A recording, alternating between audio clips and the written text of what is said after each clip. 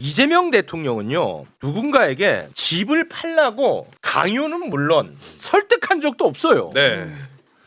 집을 파는 것이 유리한 상황을 만들겠다는 거야. 뭐 누구 보고 파는 게 어떻겠습니까? 팔아. 이렇게 한 적이 없다고 단 한 번도. 그럼에도 불구하고 국민의힘과 언론에서는 이재명 대통령이 보유하고 있던 성남시 아파트를 팔라고 난리를 쳤습니다. 네. 참고로 이재명 대통령은 1주택자입니다. 1주택자. 그런데 직업적 특성상 본인의 집에서 살지 않죠. 그렇죠. 그래서 비거주 1주택자였어. 네. 네. 그런데 하도 난리를 치니까 이거를 팔았습니다. 네. 호가가 32억인데 시세보다 한참 낮게 29억에 내놨거든. 어. 1시간 만에 팔렸어. 1시간 만에. 그냥 끝났어 계약. 네. 그리고 그 집을 판 돈은 주식시장 ETF에 넣겠다. 오. 실제로 사고 그랬죠. 네. 예.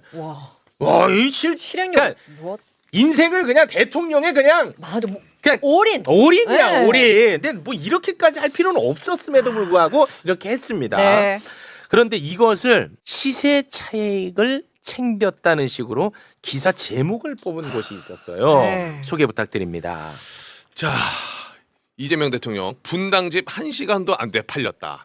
3억 6천에 사서 시세 차익만 25억이다. 제목을 저렇게 뽑았어요. 이렇게 이제 뽑은 거야. 아. 그러자 이 기자를 링크 걸어서 기사를, 예, 네. 이재명 대통령이 글을 하나 올렸습니다. 소개 부탁드립니다.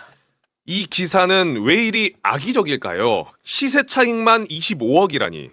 내가 집을 산 게 1998년이고 새빵살이 전전하다 IMF 때 평생 처음이자 마지막으로 산 집입니다. 아이들 키워내며 젊은 시절을 보낸 집이라 돈보다도 몇 배나 애착 있는 집입니다. 돈 벌려고 산 집도 아니지만 내가 평생 죽어라 전문직으로 일하며 번 돈보다 더 많이 집값이 올라 한편 좋기는 하면서도 뭐 이런 황당한 경우가 있나. 이러면 누가 일하고 싶을까 하여 세상에 죄 짓는 느낌이었습니다. 진짜 솔직한 네. 이야기다. 앞으로 퇴임하면 아이들 흔적과 젊은 시절의 추억을 더듬어가며 죽을 때까지 살고 싶었던 집입니다.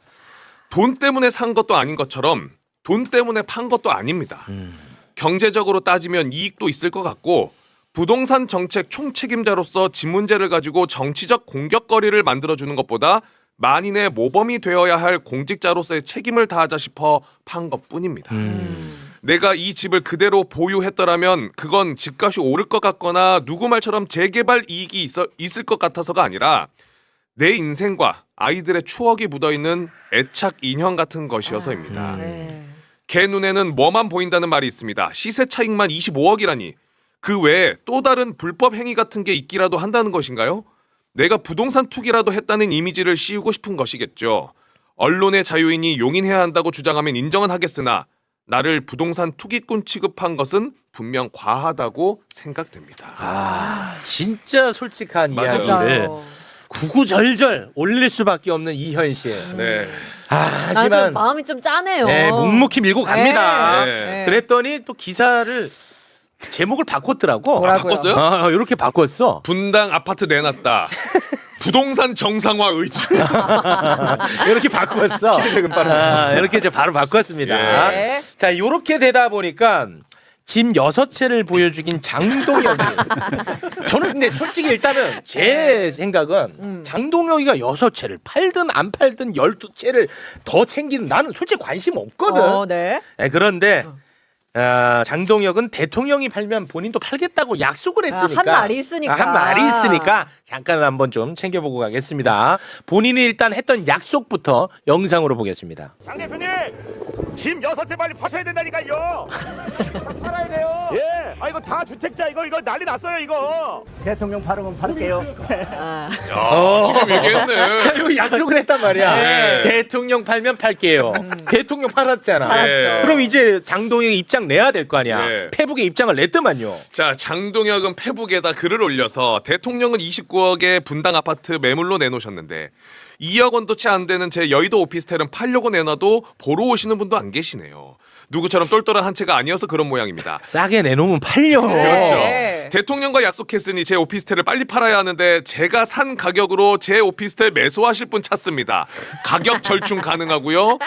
가족과 함께 살고 있는 구로구 아파트, 지역구 보령시 아파트는 처분할 수 없고 어머니가 살고 계신 시골집, 장모님이 살고 계신 아파트는 당장 두 분을 길거리에 나앉으시라고 할 수도 없어서 고민입니다. 라고 글을 올렸습니다. 절대 손해는 안 보겠다. 내가 산 가격은 받아야겠다. 아이고, 그냥 알아서 해라. 뭐 나는 솔직히 관심도 없다. 하여튼 뭐하든 알아서 해. 어찌됐든 약속 지키지 않는 정치인으로 나는 일단은 기억하도록 하겠습니다. 네. 이런 와중에 정말 심각한 정치인은 따로 있어요. 누군데? 바로 안철수거든. 오랜만인데요, 안철수? 우리 시대에 정말 도움이 안 되는 정치인이라고 개인적으로 생각합니다. 네. 여기서 또 바로 장난질 들어가거든요. 자, SNS 글을 올렸습니다. 제목은 이재명 대통령이 29억 아파트, 현금 27억 원 가진 슈퍼리치만 살 수 있는 집 아닙니까? 라고 제목을 달았고요. 이재명 대통령이 분당 아파트를 29억에 매물로 내놨습니다. 부동산 정상화의 의지를 몸소 보여주겠다고 하나 이는 하나만 알고 둘은 모르는 단견입니다. 이재명 대통령의 29억 아파트는 누구나 아무나 살 수 없습니다. 지난해 10월 15일 대출 규제로 25억 초과 주택은 대출이 최대 2억 원에 그치기 때문에 최소 27억 원의 현금을 갖고 있어야 합니다. 매수자는 극소수의 슈퍼리치에 국한되지 않겠습니까? 거듭 말씀드리지만 진정 부동산 시장을 정상화하고 싶다면 평범한 실수요자들이 집을 마련할 수 있도록 대출 기회 확대도 함께 논의하시길 바랍니다. 이 진짜 얼마나 나쁜 정치인이야. 얼핏 보면은 맞는 말 같기도 수긍이 뭐 하고. 되는 것 같이 네. 보이는데 네. 그럼 얘 말대로라면 평범한 서민들이 네. 27억 빚내라는 거야. 제가 그래서 계산을 해봤거든요. 그럼 아. 월 이자만 이자. 원금 안 갖고 월 이자만 1,125만 원을 내야 되더라고요. 와. 평범한 서민들 와. 한 달에 이자만 1,000만 원씩 내게끔 만들자는 거야. 이 얼마나 나쁜 정치인이야. 왜 가만히 있어 분노 안 하고. 그러네. 아니 근데 저분은 바보인 척 하는 겁니까? 원래 그런 겁니까? 진짜 궁금해요. 아 진짜 너무 나쁜 정치인이야 이 사람은. 뭐 안철수 의원은 제가 뭐 말할 게 별로 없고요. 네, 이건 재선에서 가치가 없었어. 맞습니다. 네. 오세훈하고도 제가 하기에 좀 벅찹니다. 예, 맞습니다. 일단 이재명 대통령이 보유하고 있고 그동안 실거주한 아파트를 파는 걸 보면서 저는 두 가지 생각이 들었는데요. 부동산 공화국 진짜 끝낼 수 있겠다. 와 그래. 그리고 두 번째는 그동안 다른 사람들은 뭐 했나? 수많은 정치인들, 수많은 예를 들어서 뭐 정치를 하거나 정책을 만든 사람들이 한국의 부동산 뭐 안정화시켜야 된다, 공화국 끝내야 된다 그렇게 외쳐댔죠. 그런데 가장 큰 문제는 본인이 아무것도 하지 않았던 게 가장 큰 문제였어요. 그랬더니 누가 따릅니까? 근데 이재명 대통령은 스스로 그거를 결단한 거죠. 그리고 몸소 보여주고 있는 거고.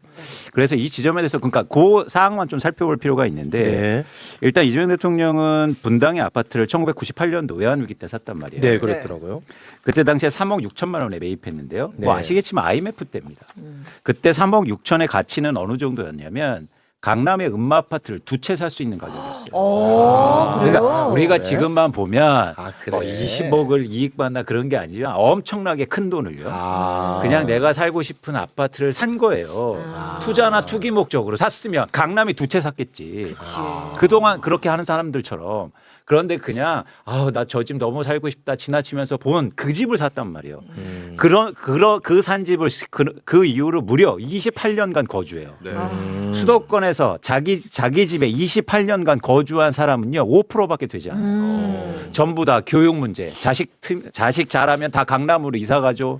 그리고 돈 벌려면 집 팔아서 또 강남 가죠. 갈아타기 이사 하고. 다니죠. 갈아타기 하죠. 네. 다주택자 됐는데 한 번도 그렇지 않고 거의 30년 기간 동안 한 집에 아이들을 길러내고 계속 그 집에 거주했단 말이에요. 놀랍지 않습니까? 네. 사실은 사회 지배층이었잖아요. 변호사고. 네. 그런데 그런 유혹이 컸을 거 아닙니까? 야, 여기 강남 사면 아파트 하면 돈 벌 수 있어. 또 애들 중학교 가는데 강남에 파락금 보내야 되지 않아?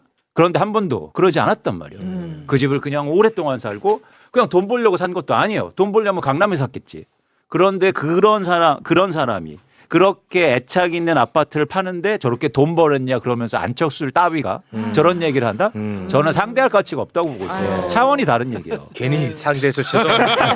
네, 죄송합니다. 내가 너무 열받아가지고 하고 싶었어요. 네. 죄송합니다. 그러니까 말이 안 되는 얘기를 하고 있어서 죄송합니다. 그러니까 저는 사실은 이 얘기를 듣고 저는 너무 감동이었다. 진짜 대한민국. 근데 저는 더 놀라운 게 이재명 대통령이 싱가포르 출장 가셨잖아요. 네. 출장 갔잖아요. 그래서 좀 이제는 부동산 이슈가 좀 잠잠해졌거니 네. 아 거기 회의도 하고 바쁘지. 그래 다른 일 할 순방 테니까. 중에. 근데 가자마자 또 X에 글을 내요. 그 부동산을 또 올렸더라고요. 싱가포르에서도. 가자마자. 그리고 또 교민 간담회 하는데 뭐라는 줄 아십니까? 교민들이 집값 너무 올라서 고국 가기가 너무 두렵습니다. 그래서 그렇게 질문하니까 몰랐네. 내가 집 때문에 고민 안 하게 해줄 테니까 고국에 다시 돌아오시라. 와, 그랬어? 그러니까 뭐냐면 이건 진짜다. 요건 진짜야. 이건 진짜다. 이거 와. 진짜 대한민국 진짜 좋아지겠구나. 와. 이런 생각이 너무 드는 거예요. 와. 그러니까 저도 요만큼의 의심이 있는 거죠. 다 혹시나 혹시나 딴 말 할 수도 있겠구나. 뭐 이런 생각을 할 수도 있는데 와 네. 이건 진짜다. 요건 맞아. 진짜다. 예, 이건 돌이킬 수도 없고 돌이킬 수 앞으로 없어. 간다. 그러면 어쩌면 이런 신뢰가 쌓이면 대한민국의 부동산 시장이 정말로 변할 수 있고 우리 미래를 위해서 진짜로 좋아질 수 있겠다 이런 생각이 드는 거예요. 네. 예. 그러면서 이제 중요한 게 이런 의지가 너무 강력하니까 사실은 시장에 실제로 먹힌다는 거죠. 네. 그래서 지난주에 아주 의미 있는 뉴스가 나왔습니다. 오. 제가 이제 가장 주목해서 보는 거잖아요. 네. 네. 강남 아파트가 떨어져야 된다. 그렇지. 그 네. 핵심이라고 했죠. 그러니까 왜냐하면 이렇게 계속 밀고 있는데 그게 실제로 시장에 먹히지 않는 단기적으로라도 그러면 추진력이 떨어질 수 있단 말이에요. 당연하죠. 무슨 얘기냐면 자꾸 부동산 정상화 얘기하는데 강남의 집값은 오히려 올라요. 그렇지. 그러면 정책 부작용이야 그렇지. 또 문재인 시즌 2야 이러겠죠. 네. 그런데 지난주에 드디어 강남 아파트 하락이 가격 하락이 시작됐어요. 시작됐어. 1번을 보실래요? 1번 빨리 보여줘. 제발 좀. 진짜 중요해. 주황색이 강남. 예. 예. 그러니까 강남 아파트 가격이 드디어 지난주 통계 자료로 하락을 시작했습니다. 저거는 이제 매매가 딱 된 거죠. 그렇죠. 예. 마치 이렇게 하락하니까 아이고 조금밖에 안 하락했네 또 이런 식으로 해석하는데 네, 네. 아니요. 자산 시장은 추세가 중요한 겁니다. 드디어 하락세로 돌입했다는 게 중요하고 네. 다른 지역 보세요. 다른 지역보다 더 빠르게 하락하잖아요. 사실은 강남의 아파트가 다른 지역보다 이렇게 크게 하락한 적은 역사상 별로 없어요. 오. 그죠? 강남 집값이 누가 빠진다고 생각하겠어요. 그렇지. 그러니까 굉장히 이례적인 현상들이 일어나고 있고 이거는 전형적으로 대통령이 만들어내고 있는 효과입니다. 그러니까 이렇게 시장에 실제로 변화가 있다는 건 뭐냐면 이제 정책의 추동력, 추진력이 굉장히 높아질 수 있다는 거예요. 자신감을 얻었죠. 제가 볼 때는 이재명 대통령이 진짜 자신감을 이게 얻는 것 같아요. 이걸 보는 순간. 그러니까 막 솔직히 좀 자랑도 하고 싶어. 네. 마음이 좀 드는 거죠. 네. 그런 게 너무 좋다. 사실 여기서 강남 집값이 올라보면 그럼 우리만 해도 욕 먹는다니까. 맞습니다. 이들이 뭐 된다고 하더니 뭐 입만 떠들었지. 저거 이빨 다 뽑아야 된다고 난리칠 거야. 그렇죠. 아니, 그거 맞잖아요. 맞습니다. 네. 그래서 저는 가장 중요하게 계속 강조했던 게 시장에 실제적으로 변화가 일어나야 된다. 그게 핵심이야. 이걸 강조했잖아요. 네. 근데 일어나고 있다. 시작된 거예요. 야. 의미가 있고 제가 네. 예측하건대 이런 하락폭이 이제 점점 더 커질 겁니다. 그 근거가 있어요. 다음 장을 보시면 네. 제가 계속 말씀드리지만 강남의 아파트의 매도 물량이 굉장히 빠른 속도로 증가하고 있단 말이에요. 매도 물량 예. 증가하고 있습니다. 그러니까 집을 갖고 있는 사람들이 최근 들어서 내놓는 이재명 거야. 대통령의 부동산 발언을 시작한 이후로 거의 3,500건을 증가시키고 있어요. 빨리 팔아야겠다고 생각하는 거예요. 그렇지. 야, 강남에만 이런 거예요? 그렇습니다. 와. 강남구만. 그러면 살려는 사람들은 정체돼 있거나 줄고 있는 상황 속에서 팔려는 사람들이 많이 증가하니까 아파트 가격은 떨어질 수 그렇죠. 없죠. 안 팔리니까. 그렇습니다. 가격 그럼 더 떨어뜨려야지. 싸게 내놓겠지. 그렇죠. 자꾸 안 팔린다는 얘기하지 마. 이재명 대통령이 1시간 만에 팔렸잖아. 왜냐? 맞아요. 시세보다 싸니까. 대폭락하게 쳐서 내놨으니까. 네. 그게 시장이에요. 그게 시장이야. 가격만 싸게 하면 왜 안 팔립니까? 왜 안 팔려? 싸게 팔기 싫으니까 안 팔리는 그래. 거예요. 그러니까 산 그런 가격도. 상황이 시작되고 있다. 네. 그런데 여기서 어떤 얘기를 하냐면 또 강남 아파트 막 떨어지면 막 그 사람들 좀 불쌍한 거 하냐? 막 이런 얘기가 들려요. 왜 강남만 얘기하냐? 아니 저보고 실제로 네. 뭐 강남에 원한 생겼냐? 뭐 강남에 근데 뭐 그런 얘기 한단 말이에요. 네. 근데 우리가 강남의 부동산 시장, 강남 아파트 가격을 얘기하는 명확한 이유가 있어요. 네. 그건 뭐냐면 세 번째 보여주세요. 세 번째. 강남이 수도권, 그렇지. 서울의 맞아요. 다른 지역, 그리고 영향을 전국의 주잖아. 우리나라 부동산의 정상화 그리고 안정화를 가장 방해하기 때문에. 그렇습니다. 그래서 강남 아파트가 안정되고 강남 아파트 가격이 하락해야 된다는 거죠. 네. 그런데 여러분들이 꼭 아셔야 될 거가 있어요. 강남 아파트가 그럼 얼마큼 빠져야 되느냐 이런 측면뿐만 아니라 네. 강남 아파트는 과연 얼마나 올랐을까? 그런 차원에서 4번을 한번 볼게요. 4번. 이건 강남 도곡동의 렉슬이라는 아파트 단지 26평 아파트의 매매 가격입니다. 얼마예요? 얼마예요 이게? 이게 현재 31억 원입니다. 평당 1억 원이 넘네요. 잘 기울기가 와. 이렇게 그렇죠. 커? 여기서 주목할 게 있어요. 뭐냐면 최근 8년 동안 집값이 20억 원이 올랐다고요. 8년 동안 20억이 올랐어? 8년 동안 20억이요. 아. 우리가 모르시겠지만 여러분 강남 집값은요 충격적인 상황으로 이렇게 폭등했다고요. 제가 이걸 통해서 말씀드리고 싶은 건 뭐냐면 강남 아파트 떨어져도 됩니다. 와, 많이 올랐잖아요. 맞아. 많이 올랐잖아요. 와 이거 떨어져도 된단 말이에요. 근데 지금 뭐 3, 4억 뭐 2, 3억 떨어졌다고 아이고 큰 폭에 떨어졌네? 아니요. 8년 동안 20억 올랐다고요. 20억이 올랐어. 와, 진짜 많이 올랐다. 와, 뭐 이렇게까지 올라? 놀랍지만 20억을 벌 수 있는 직종이 있을까요? 와, 아니 근데 어떻게 그러니까 이렇게 놀랍지 않습니까? 이렇기 때문에 모두 다 강남만 사고 싶었고 강남처럼 되고 싶었던 거예요. 아. 이게 한국의 부동산의 문제를 만든 가장 근원적인 문제였던 거예요. 그렇기 때문에 강남 아파트를 우리가 얘기하는 거고 이런 지역이 예를 들어서 투자를 훨씬 더 많이 보유하고 있고 집값이 많이 올랐다는 거예요. 예. 그런데 생각해 보세요. 지금 일단 이재명 대통령이 이 양도세 중과를 하겠다는 거 아닙니까? 그렇습니다. 다주택자에 대해서 얼마나 내는지 한번 볼게요. 예를 들어서 한번 계산해 봤는데 이 아파트를 현재 판다고 할게요. 2017년도에 매수한 뒤에 그다음에 양도차익이 20억 생기지 않았습니까? 20억 챙겼죠. 20억 생겼죠. 여기에 보시면 이거 이제 제가 계산해 본 건데 금액을 우리가 같이 보시자고요. 네. 과연 세금이 얼마나 되는지. 궁금하다. 일단 1가구 1주택자가 8년 동안 실제로 거주하고 보유했어요. 그러면 양도세를 지금 판다고 했을 때 1억 6천만 원밖에 내지 않습니다. 그래? 20억 벌었는데 네. 18억 자, 넘네. 자, 무슨 얘기를 드리자고 싶으냐면 살 거 다 살고. 그렇죠. 그런데 이 기간 동안 예를 들어서 월급을 연봉을 20억 벌었잖아요. 세금을 그럼 과연 얼마나 냈을까요? 네네. 9억 정도 내야 될 거예요. 그렇습니다. 아니 우리나라는 너무 노동의 가치를 저평가해. 그러니까 부동산만 돈으로 보면요, 이건 그냥 뭐 세금도 안 내고 그냥 자기가 살면서 돈 벌던 시대였어요. 그동안 아니 최근 본인이 10년간. 살 거 다 살고. 네. 벌고 어마어마하게 진짜 이거 벌고. 너무 심하다 불공정이. 이거 불공정이야. 그렇죠. 이게 정상화. 이따도 다시 말씀드리겠지만 그렇다고 쳐요. 내가 그냥 샀어. 거주하려고. 그래서 집값이 오른 거니까. 근데 두 번째 볼게요. 예를 들면 1가구 2주택자가 2년 보유하고 8년 동안 보유만 했어요. 이해하시죠? 2년 거주하고 거주한 8년 다음에 보유. 나는 오케이. 다른 데 이사 가서 전세로 살았어. 오케이. 이 집은 거주하고 있어. 지금 팔잖아요. 그래도 세금은 2억 9천밖에 안 냅니다. 노동보다 훨씬 낫네요. 훨씬 크죠. 와. 그렇기 때문에 우리나라는 뭐냐면 1가구 1주택자인데 거주하지 않는 집이 많은 이유예요. 아, 그렇겠네. 이해하셨죠? 예. 네. 그러니까 비거주자 얘기를 하는 거예요. 그러니까 요거 2년 거주하고 8년 보유한 케이스는 사실상 뭐 각자 입장은 다 다르긴 하겠습니다만 이거는 뭐 투자 목적이라고 봐야지. 그렇죠. 그렇잖아. 그렇죠. 맞습니다. 맞습니다. 솔직하게 얘기하고 가.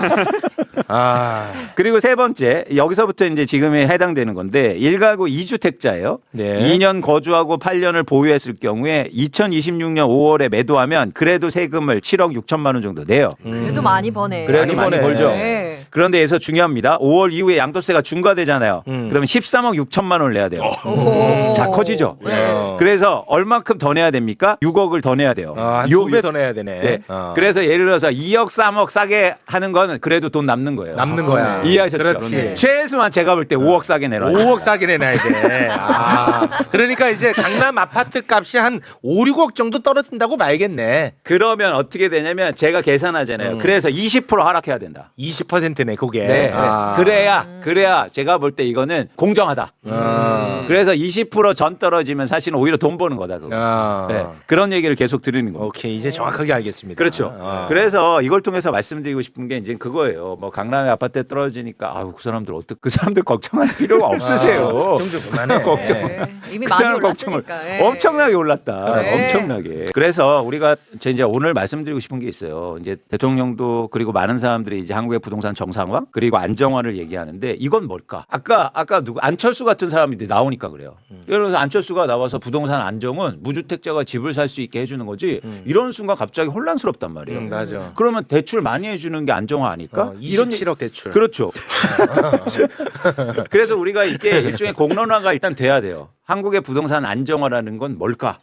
그리고 정상화라는 뭘까? 그런 점에서 제가 제 나름대로의 제시를 좀 해보는 겁니다. 네. 여섯 번째를 보여드릴게요. 첫 번째는 제가 계속 말씀드린 것처럼 일단 무주택자가 주택을 매입할 가능한 수준의 주택 가격이 돼야 된다. 그게 핵심이지. 예. 오. 근데 서울의 아파트 주택은 지금 중간 소득의 가구가 대출을 일으켜서 살 수 있는 아파트의 양이 100채 중에서 3채밖에 안 된단 말이에요. 이거 강조했잖아요. 강조했었어. 근데 이게 10채 정도는 증가해야 된다.